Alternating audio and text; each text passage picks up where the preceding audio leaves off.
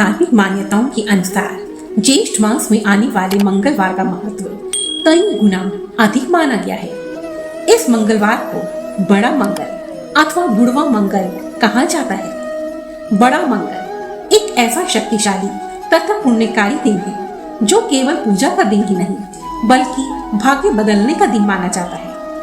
आखिर क्या है बड़ा मंगल और बुढ़वा मंगल का रहस्य?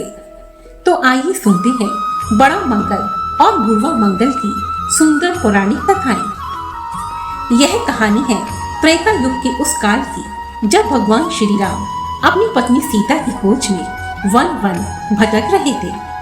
तभी उनकी मुलाकात हुई एक ऐसे भक्त से जो आगे चलकर भक्ति का सबसे बड़ा प्रतीक बना। हनुमान जी ने राम और लक्ष्मण की सच्चाई जानने के लिए एक पुरोहित का रूप बनाया, लेकिन जैसे ही उन्होंने अपने प्रभु श्री राम को पहचाना तो वह उनके चरणों में गिर पड़े। वह पवित्र दिन था ज्येष्ठ मास का मंगलवार, जिस दिन प्रभु श्री राम और उनके सबसे बड़े भक्त हनुमान जी का प्रथम मिलन हुआ था और उसी दिन से यह दिन कहलाया बड़ा मंगलवार। ऐसी मान्यता है कि इस दिन जो भी मनुष्य सच्चे हृदय से हनुमान जी को पुकारता है तो उसके जीवन के सबसे बड़े संकट भी समाप्त हो जाते हैं। महाभारत में भी बड़े मंगल से जुड़ी एक सुंदर कथा का उल्लेख पाया जाता है। इस कथा के अनुसार एक समय भीम को अपनी शक्ति पर घमंड हो गया था। भीम को लगता था कि वह इस पृथ्वी पर सबसे अधिक बलवान है। जब संकट मोचन हनुमान जी को यह बात पता चली तो उन्हें भीम का अहंकार तोड़ना आवश्यक लगा। एक समय भीम किसी घने वन से गुजर रहे थे। योजना के अनुसार मार्ग में हनुमान जी एक वृद्ध वानर का वेश बनाकर बैठ गए। जब भीम उस मार्ग से गुजरे कि उन्हें बूढ़े वानर की पूंछ जमीन पर फैली हुई नजर आई। भीम ने अहंकार से भरकर बूढ़े वानर को अपनी पूंछ हटाने के लिए कहा। भीम की अहंकार से भरी आवाज सुनकर हनुमान जी ने मुस्कुराकर भीम को स्वयं की पूंछ हटाने के लिए कहा, लेकिन भीम हनुमान जी की पूंछ हटाने में सफल नहीं हो सके। वह बार बार प्रयत्न करते रहे, परंतु वह पूंछ हटाने में सफल नहीं हो पाए। तब भीम को आभास हुआ कि सामने बैठा वृद्ध वानर कोई साधारण नहीं बल्कि वह तो कोई दिव्य अवतार है। तब भीम ने हनुमान जी से क्षमा मांगी और उन्हें अपना परिचय देने के लिए कहा।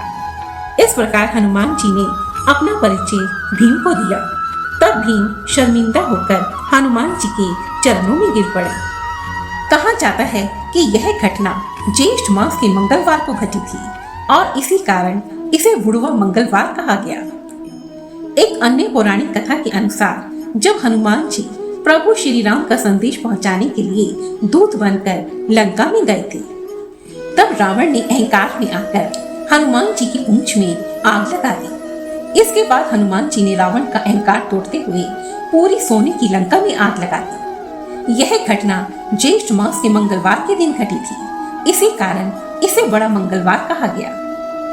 एक अन्य कथा के अनुसार बड़े मंगलवार की शुरुआत करीब 400 साल पहले अवध के नवाब ने की थी। नवाब मोहम्मद अली शाह का बेटा एक बार गंभीर रूप से बीमार हो गया।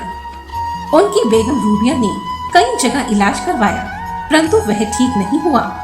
तब लोगों ने उन्हें बेटे की सलामती के लिए लखनऊ के अलीगंज स्थित पुराने हनुमान मंदिर में मन्नत मांगने को कहा। इस मंदिर में मन्नत मांगने पर नवाब का बेटा पूर्ण रूप से स्वस्थ हो गया। तब रूबिया ने प्रसन्न होकर इस मंदिर का फिर से निर्माण करवाया तथा नवाब ने ज्येष्ठ मास की भीषण गर्मी में प्रत्येक मंगलवार को पूरे नगर में लोगों को शीतल जल और गुड़ का वितरण करवाया तथा उसी समय से ज्येष्ठ मास के मंगलवार को मनाने की प्रथा आरंभ हुई। तो ये थी बड़ा मंगलवार की कुछ पौराणिक कथाएं। ऐसी मान्यता है कि बड़े मंगलवार पर हनुमान जी की विधिवत पूजा करने से हनुमान जी शीघ्र ही प्रसन्न हो जाते हैं।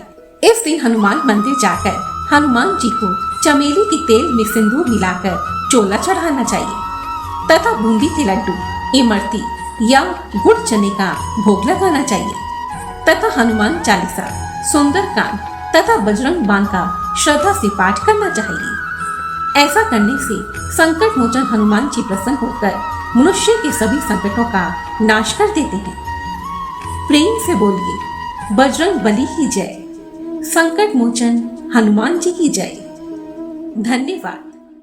और यदि आपको यह वीडियो पसंद आई है तो प्लीज मुझे कमेंट सेक्शन में जरूर लिखें और मेरी ऐसी ही दूसरी वीडियोस को देखने के लिए रेड कलर के बटन को प्रेस कर मेरे इस चैनल को सब्सक्राइब करें और साथ ही बेल आइकन को भी जरूर दबाएं ताकि मेरी आने वाली सभी वीडियोस की नोटिफिकेशंस आपको टाइम पर मिलती रहे। धन्यवाद।